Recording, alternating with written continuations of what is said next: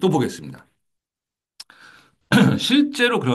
실제로 아까 봤었던 것 일부이긴 한데 실제로 이제 실무에서 비커리가 필요한 경우를 좀 정리를 해봤어요. 그래서 두 가지 정도로 우리가 좀 볼 수가 있는데 첫 번째는 GA4의 기능적 제한 때문에 그럴 수 있습니다. 아까 말씀드렸던 이 GA4의 14개월밖에 조회가 안 되는 탐색 리포트입니다. 기본 리포트는 다 조회가 되는데 거기에는 기본 리포트는 내가 원하는 대로 데이터를 조합해서 보기가 되게 제한적이라고 말씀을 드렸어요. 그래서 요 14개월 이상을 내가 봐야 되나? 봐야 되는 케이스가 발생한다면 이제 이 비커리로 갈 수밖에 없어요. 그런데 그때 가서 뭐 적재를 하고 어쩌고 하면 당연히 적재하기 전에는 데이터 안 쌓이죠. 적재가 되어 있다 하더라도 내가 이걸 어떻게 쓸지 모른다라고 하면 우리는 작년 데이터를 비교하는 YOY부터 당장 문제가 생기는 거고 뭐 트렌드라든가 계절성을 파악하는 데이터를 봐야 될 때 1년, 2년, 3년, 4년 우리가 뭐 가을에 많이 팔리는 브랜드예요. 그래서 작년에도 그랬나? 재작년에도 그랬나? 이런 계절성 또는 우리가 이런 계절성이 있으니까 올해 매출은 대충 하반기에는 가을쯤에는 좀 오르겠다라는 뭐 이런 것들을 이제 데이터로 보려 그럴 때 불가능하죠. 그 GA4에서는. 그 또 하나는 이건 이제 데이터가 많아지면 나타나는데 이제 샘플링. 여러분들 이제 보시면은 이제 리포트 조회하다가 이제 기간을 많이 가져간다거나 뭐 하다 보면 여기에 이제 삼각형으로 표시가 주황색 삼각형으로 표시가 되면서 빨간색이었나요? 그 샘플링 데이터가 몇 프로 기준 데이터로 샘플링 돼서 나왔습니다라는 것들을 GA4 데이터가 조금만 커지거나 세그먼트를 조금만 복잡하게 쓰거나 하면은 금방 만나실 수 있습니다. 무료 버전은 특히나 더 그래요. 유료 버전인 360 버전 쓰셔도 데이터가 조금만 많아지거나 길어지거나 뭐 이렇게 되면 샘플링이 굉장히 많이 걸립니다. 그래서 이 샘플링이 걸렸다는 의미는 어떠냐? 데이터의 전체를 우리가 다 보고 있지 않다라는 얘기거든요. 데이터가 샘플링에서 나온다는 얘기는. 그럴 때는 우리가 빅쿼리로 조회해서 볼 수밖에 없어요. 근데 실제 분석을 많이 하다 보면 많이 만납니다. 샘플링을. 근데 이런 경우에는 우리가 빅쿼리로 가서 봐야 되는데, 항상 이 기능적인 제한 때문에 보게 되는 케이스들이 많이 생기는 것 중에 하나가 이 샘플링 중에 어, 가장 대표적인 거라고 보실 수가 있죠. 그 다음에 이 대시보드를 구축해서 활용하고 싶은 경우들이 많습니다. 이거는 마케터나 기획자 입장에서도 되게 니즈가 좀 많은 편이에요. 왜냐하면 매번 GA로 데이터를 뽑아서 보기도 좀 그렇고 더 중요한 거는 이제 사장님이나 대표님이나 아니면 우리 팀이나 데이터를 모르시는 분들이 이제 가치 데이터를 보면서 좀 얘기를 하고 싶은데 그러다 보면 이제 대시보드 구축에 대한 그 니즈가 굉장히 많아지게 되죠. 근데 얘도 마찬가지인 게 아까 말씀드린 것처럼 용량 제한이 있어서 안 나옵니다. 표가 그냥. 띵, GA 우리가 쿼터 리밋이라고 하는데 데이터가 들어와서 일정 용량 이상 이제 데이터를 계속 호출하면 아예 빅쿼리 대시보드에 이 표가 안 나와요. 이렇게. 에러 뜨면서. 그래서 이게 좀 문제가 되면 이제 얘를 이제 빅쿼리랑 연결을 해야 되는 거죠. 그럼 태블로 쓰면 되겠네요. 태블로 쓰면 일단 유료입니다. 태블로는. 그죠? 태블로 쓰면 일단 유료고 얘도 마찬가지로 GA4랑 바로 연결해서 쓰면 똑같은 결과를 얻으실 거고 얘를 비퀄이랑 연결해서 보셔야지만 그나마 좀 볼만합니다. 그래서 그런 경우가 있는 거고 연결만 비쿼리로 연결하면 뭐냐면 이제 연결해놓고 뭐 쿼리문 어떻게 돌리실 겁니까, 여러분? 쿼리문을 매일 돌려서 얘를 다시 데이터 테이블에 쌓아서 걔를 비컬 이제 루커 스튜디오랑 연결해서 봐야 돼요. 그래서 자동화하는 것들도 이제 필요가 하게 되죠. 루커 스튜디오 쓰다. 그리고 이제 두 번째인데요. 얘는 사실 크게 많지는 않은 것 같아요. 실무에서 그렇게 많이 못 봤습니다. 사실. 그렇게 많이 보지는 못했어요. GA4를 하는 것보다 전문적인 분석이 필요한 거예요. 어떤 케이스냐면, 뭐, 예를 들어서 이런 것만 구하려고 해도 첫 방문 후에 얼마나 평균적으로 구매를 하냐. 얘 하려고 하면 비커리에서 데이터, 첫 방문, 퍼스트 비짓의 타임과 그 다음에 퍼체이스의 타임을 뽑아서 얘를 빼서 얘의 평균을 구하는 방식으로 이제 접근을 하셔야 돼요. 근데 이제 GA4에서 안 되죠. 그죠? GA4에서 안 되죠, 얘가. 그래서 빅쿼리를 이렇게 써야 되는 케이스들이 있습니다. 어, 근데 이제 고려하셔야 될 건 GA4에서 어느 정도 분석을 좀 잘하면 많은 이슈들이 이제 빅쿼리를 안 써도 되는 게 있긴 해요. 근데 안 되는 것들은 당연히 빅쿼리를 쓰셔야 되는 케이스입니다.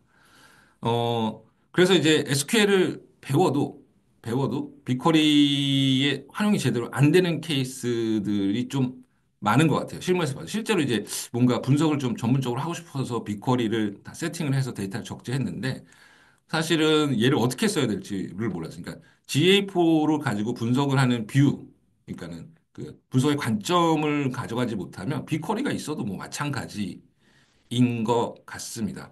근데 얘는 사실 아주 크게 많지는 않은 것 같아요. 조금 큰 회사라든가 조금 이제 전문적으로 하는 회사에 가셔야 그 정도를 하시는 것 같고 사실은 많이 쓰게 되는 경우에는 요 1번에 해당하는 것 같아요. GA4의 기능적 제한 때문에 쓰게 되는 거고 가장 쉽게 니즈를 느끼시는 거는 이 대시보드 쪽 구축에 대한 것들이 니즈가 가장 많은 것 같습니다. 일반적으로. 그래서 좀 우리 회사 우리 조직 입장에서는 어떤 상태인지를 좀 고려하셔서 빅쿼리에 접근하는 게 중요하다라는 그 말씀을 좀 드리고 넘어갈게요. 자, 그래서 이제 조금 이제 조금씩 결론으로 좀 가서 정리하고 이제 넘어가겠습니다. GA4의 기능적 제한 때문에 이제 빅쿼리를 할 수밖에 없는 경우에는 이거 이제 빅쿼리로 데이터 익스포트 시켜놔도 얘를 다 쓸라 그러면 어려운 쿼리문들이나 뭐 이렇게 막 그 데이터를 좀 쉽게 정리하는 케이스들이 정리하는 테이블, 중간 테이블이라는 걸 만들어야 되는 케이스가 대부분이에요. 근데 그럴 때마다 이제 우리가 뭐 ETL이라고 많이 얘기하는 뭐 익스트랙, 뭐 트랜스폼 해서 뭐 추출, 적재 뭐 하고 이제 로드까지 하게 되는 뭐 그런 작업들이 이제 데이터 엔지니어들이 이제 그 작업을 해주는데 이거 우리가 못하죠, 사실. 그래서 이 ETL 작업이라고 하는 이 GA4의 빅쿼리 익스포트 데이터를 쉽게 활용 가능한 또 쉽게 분석 가능한 형태의 테이블로 만들어주는 작업을 ETL 작업이라고 이해하시면 되는데 얘를 이제 데이터 폼이라는 기능, 빅쿼리에 있는 기능입니다. 이 기능을 이용해서 이 테이블을 만들면 얘 그냥 루커 스튜디오에 만들어서 대시보드로 쓸 수도 있고 얘를 가지고 이제 원하는 대로 커스텀하는 것도 가능합니다. 그래서 이런 방식을 좀 하는 게 나을 것 같고요. 이 두 번째 우리가 빅쿼리를 써야 되는 경우, 뭔가 전문적인 분석을 해야 되는 경우는 얘는 어쩔 수 없어요. 얘는 SQL을 배우시고 이 SQL을 가지고 기본적인 SQL 지식을 바탕으로 요즘엔 챗GPT나 제미나이 가지고 하셔야 되는데 주의해야 될 점은 챗GPT나 제미나이도 많이 틀립니다. 많이 틀려요. 대부분의 경우가 맞긴 한데 얘는 어떻게 보면 학습된 것들을 가지고 하는데 잘못 학습된 경우 쿼리문들을 주는 케이스들이 그냥 눈으로 봐도 나올 때가 좀 많이 있습니다. 그래서 기본적으로 이 기본적인 구문 조회 같은 것들은 그리고 데이터의 구조 같은 것들은 어느 정도 다 아시는 상태에서 이 챗GPT나 이런 것들을 활용을 하셔서 쿼리문들을 짜시면 돼요. 그래서 그런 것들을 하시면 좋고 일단은 뭔가 하나 있어야 돼요, 여러분. 뭐 회사 거를 하시던 개인 걸로 만드셔서 쓰시던 이 학습을 가능한 형태로 빅쿼리 프로젝트를 하나 만드셔서 계속 연습을 하시는 방법이 필요합니다. 자, 그래서 결론입니다. 자, 일단은 이거예요. 빨리 하나 구축해 놓고 차차 공부하자. 실무에서 쓰면서 공부하자는 게 이제 그 우리가 취준생분들은 조금 다른 거지만 실무자의 입장에서는 뭔가 하나 만들어 놓고 실제 데이터를 보면서 공부를 해 나가시는 게 좋고요. 오늘 배우실 데이터 폼을 좀 쓰시면 실제로 구축을 좀 빨리 해서 그걸 가지고 좀 연습을 하시면서 보실 수가 있을 것 같아요. 자, 보겠습니다. 이 그림 참 우리 빅쿼리 하면서 참 많이 보게 되는 그림인데 이겁니다. 실제 빅쿼리의 구조는 우리가 말씀드렸던 뭐 구조체라든가 뭐 예를 들면 가장 큰 대표적인 예시는 이벤트 파람의 그 테이블 모양 같은 것들로 좀 말씀을 많이 드렸었죠. 예를 들면은 이런 거죠. 우리가 일반적인 것들을 데이터는 생각할 때, 그냥 엑셀 표처럼 한 셀에 한 데이터가 들어가 있는 거라고, 한 행에 한 데이터가 쭉 들어가 있는 거라고 생각을 하게 되지만, 사실은 그렇지 않다라고 드렸죠. 이 한 지금 이게 한 행인데 우리 GA 비커리 데이터는 이벤트 하나당 한 행이죠. 얘가 지금 한 행이죠. 한 행. 한 행에 여러 가지 데이터가 구조체, 배열 이런 형태로 들어가 있는 희한한 형태의 데이터들이 꽤 있다라고 말씀을 드렸었고 그걸 보려고 그러면 우리가 스키마에서 보시면 된다 그랬죠. 조심해야 될 게 뭐냐? 조심해야 될 게 스트링 인티저 뭐 이런 거 정수 뭐 이런 거 문자 이런 건 상관없다 그랬죠. 리코드 구조체 형태의 데이터인데 리피티드 중첩 데이터 이런 애들은 좀 조심해야 되고 일반적인 형태의 쿼리문으로 풀 수 없다라고 말씀을 드려서 언네스트 해야 된다라고 말씀을 드렸어요. 근데 이런 애들이 이제 하나, 둘, 세 개 정도가 있습니다. 지금 뭐 아이템즈도 가면 리피티드로 되어 있고 이커머스도 마찬가지로 리코디드로 되어 있고 이런 애들 다 리코디드로 되어 있어요. 그래서 이런 애들을 잘 풀어서 잘 정리해서 봐야 되는 이슈가 있다고 말씀을 드렸고 그러다 보니까 테이블 구조가 한 칸에 하나의 데이터가 들어가는 구조라고 생각하고 있지만 그렇지 않다라고 말씀드렸어요. 근데 우리가 얘를 루커 스튜디오나 다른 데로 연결하거나 아니면은 복잡한 언네스트 구문을 매번 쓰지 않고 데이터를 보려 그러면 얘를 테이블을 우리가 마치 엑셀에서 보듯이 우리가 정교화된 테이블이라고 얘기를 하는데 이 테이블 형태로 만들어 놓고 얘를 루커로 연결을 하던 태블러로 연결을 하던 또는 내가 얘를 가지고 그냥 셀렉트 뭐뭐뭐 컬럼명 기준으로 그냥 딱딱딱 조회해도 나올 수 있는 수준 정도로 분석에 활용을 하던 요 중간 테이블 형태의 테이블을 만드는 게 사실은 여러분들이 하셔야 되는 일들 중에 가장 대표적인 거고 얘는 아이씨 뭐 이렇게까지 만들어 그냥 데이터 조회할 때마다 언네스트 하면 되지라고 생각하실 수 있는데 그렇게 하셔도 돼요. 그렇게 하셔도 나는 데이터를 별로 조회하지 않고 어쩌다 한번 조회해요.